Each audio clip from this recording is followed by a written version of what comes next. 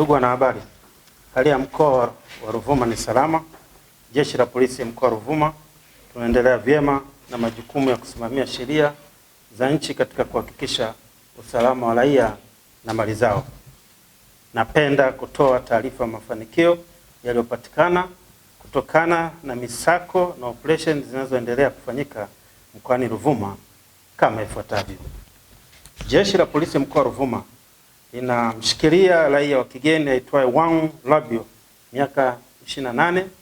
Huyu ni mfanyabiashara mkazi wa Mkuzo, Songea, kwa kosa la kukutwa akiwa na mashine bandia 60 za mchezo wa bahati nasibu au kamari. Taarifa ni kwamba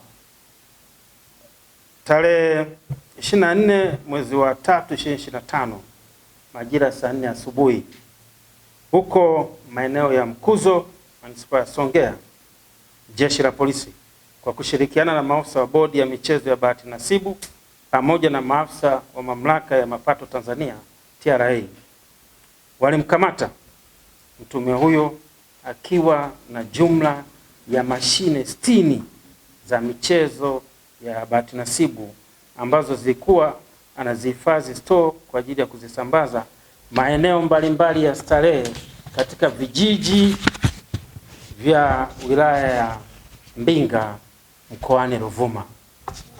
Na baada ya kuzikagua ilibainika kuwa mashine hizo ziliingizwa nchini kinyume na sheria.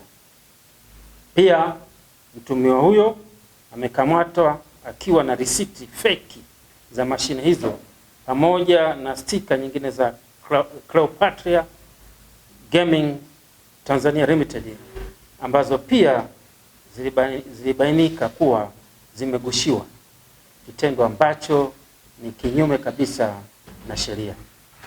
Mtuhumiwa atafikishwa mahakamani mara baada ya upelelezi kukamilika.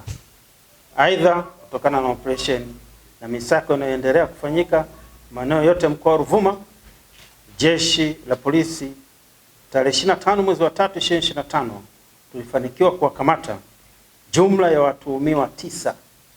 Majina yao yamehifadhiwa kwa sababu za kipelelezi, ambao walikuwa wakijihusisha na unyang'anyi na wizi wa pikipiki maeneo mbalimbali mkoani Ruvuma.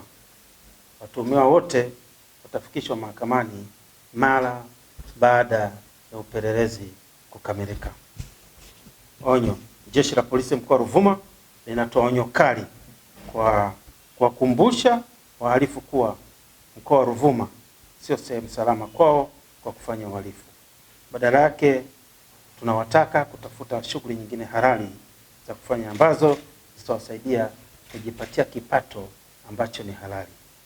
Aidha, natoa wito kwa raia wema kuendelea kushirikiana na Jeshi la Polisi mkoa wa Ruvuma kwa kutoa taarifa za uhalifu na wahalifu ili wahusika waweze kushughulikiwa kwa mujibu wa sheria na mkoa wetu uendelee kuwa salama.